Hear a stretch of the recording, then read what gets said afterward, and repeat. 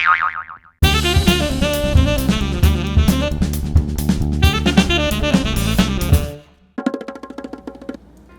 pong muli sa Kainang Pinoy. Ang recipe natin for today is Kalderetang Manok. Heto po ang mga kailangan nating ingredients.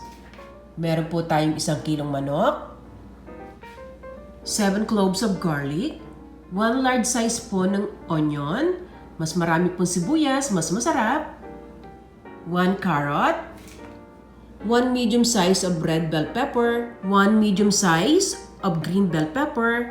Kailangan din po natin ng pickles, 1 tablespoon, 1 tablespoon of olive oil or any other oil, toyo, 2 tablespoon po. Kailangan din po natin ng 1 small can of liver spread. Kailangan din po natin ng 1/2 cup of banana ketchup, and 1/4 teaspoon of pepper and a pinch of salt. Mag-start na po tayo magluto. Sa isang kawali po, ilagay po natin yung olive oil or any other oil. Sunod po natin ng sibuyas.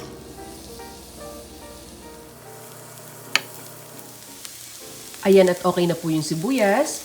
Sunod po natin ang bawang. Ilagay na po natin yung ating toyo. Pagkatapos po, ilagay na po natin yung karne.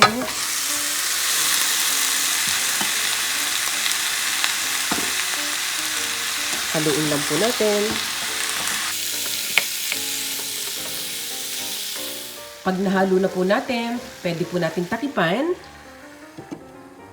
At mag-wait lang po tayo ng 30 to 40 minutes hanggang sa maluto po yung ating chicken. Ayan po at kumukulo na ang ating chicken. Pwede po natin ihalo ang ating pickles. Yung pong pepper and salt.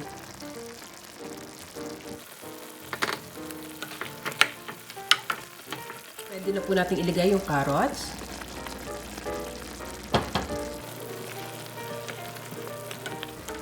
Pag malambot na po yung ating carrot, pwede na po natin ilagay ang red bell pepper at green bell pepper.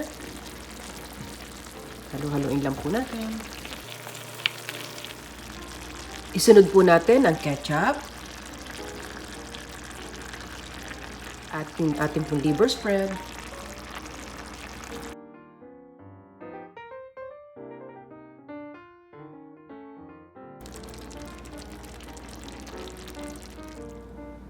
Ito na po ang finished product ng ating chicken yummy kaldereta. Maraming pong salamat sa wala niyong sawang pagtangkilik sa Kainang Pinoy.